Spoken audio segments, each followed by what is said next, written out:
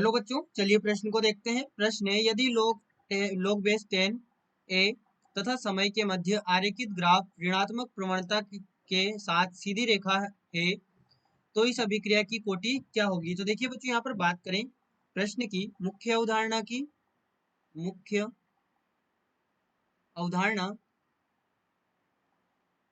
तो देखिए बच्चों, यहाँ पर समझें, हमारे पास में ऋणात्मक प्रवणता का अर्थ क्या हुआ कि हमारे पास में जो ढाल m होती है, यहाँ पर हमें पता है कि जो सीधी रेखा ग्राफ होता है उसके लिए समीकरण क्या होती है, y बराबर mx प्लस सी या mx, यहाँ पर ये mx प्लस सी हमारे पास में समीकरण होती है। तो इसमें जो ये m है, ये हमारे पास में होती है ढाल, जिसे हम प्रवणता भी यहाँ पर कहते हैं, प्रवणता। और ये हमें अभी यहाँ पर दी गई है ऋणात्मक।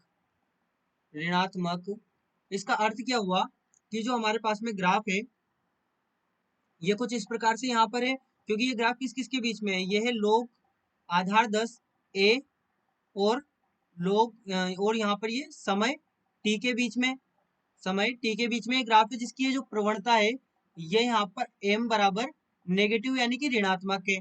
अब जैसा कि हमें पता है कि जो हमारे पास में प्रथम कोटि की अभिक्रिया होती है, प्रथम कोटि अभिक्रिया के लिए जो वेग व्यंजक हम लिखते हैं वो यहाँ पर होता है kt बराबर 2.303 लोग आधार 10 a नोट बटे a। ये हम यहाँ पर समीकरण लिखते हैं, तो इसको हम यहाँ पर क्या लिख सकते हैं, kt बटे 2.303 इज इक्वल टू लोग आधार 10 a नोट माइनस लोग आधार 10 a। ये बेसिक मैथ है, हमें पता है। तो यहाँ पर देखिए हम क्या करेंगे, हम इसको इस प्रकार से लिख सकते हैं, जो हमारे पास में लोग आधार 10 a है ये यहाँ पर y एक्सिस पे, तो हम इसको इस प्रकार से यहाँ पर लिख सकते हैं।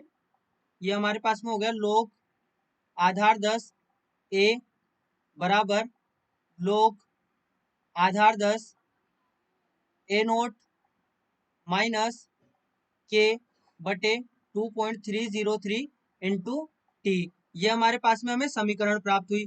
तो अब यहाँ पर यदि हम इसको कंपेयर करें इस समीकरण से, तो यहाँ पर हम क्या लिखेंगे, यहाँ पर हम लिखेंगे y बराबर c माइनस एम एक्स। ये भी हम लिख सकते हैं, इसे हम और किस प्रकार से लिख सकते हैं, y बराबर c प्लस एम एक्स भी लिख सकते हैं हम इसको यहाँ पर।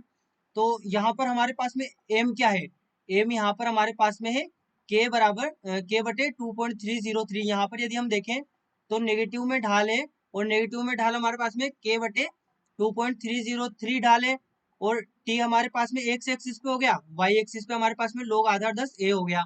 तो ये हमारे पास में इस प्रकार से हम कह सकते हैं कि जो अभिक्रिया की कोटि है वो प्रथम कोटि प्रथम कोटि की अभिक्रिया है। और यही हमारे प्रश्न का उत्तर है, ये हमने कंपेयर करके यहाँ पर इस प्रश्न का उत्तर ज्ञात किया है।